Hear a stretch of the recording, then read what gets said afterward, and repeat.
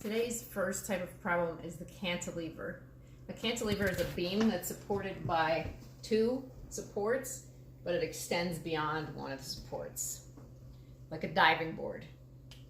So let's talk about how we would solve for the forces in this cantilever. The mass of the beam is 1,200 kilograms, and we count the mass of the beam about halfway across. It's a 50-meter beam. So we're going to take the torque from the left. We have at 20 meters, we have F2. That's going to be positive because it's pushing up. And then at 25 meters, we have the center of the beam, which is where we count the weight of the beam.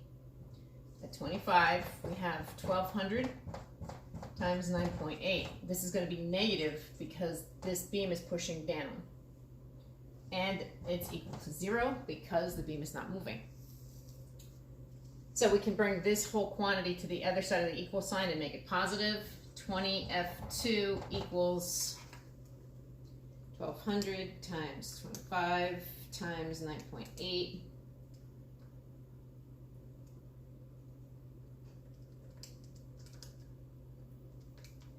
Which is 294,000 newtons. F2, divide each side by 20, is 14,700 newtons. So this is the force on the second support. How do we solve for this one? We add up the upward forces and the downward forces and set them equal to 0. So F1 we don't know, so I'll just put that there. F2 is 14,700. It's upward, so it's positive. The center of gravity is 1,200 times 9.8. That's 11,760. That is a negative quantity because it's pushing down. 0. So we've got three forces. This one upward, this one upward, this one downward. Or so we think. Let's see what we got. 14,700 minus 11,760 is 2,940. F1 plus 2,940 equals 0. F1 equals negative 2,940. Why is this force negative?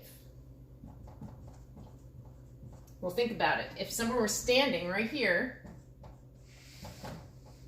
this would be pushing up, but this would rotate this way. So this is actually a downward force. You would need a nail or a bolt in this to keep it steady. So that is the cantilever.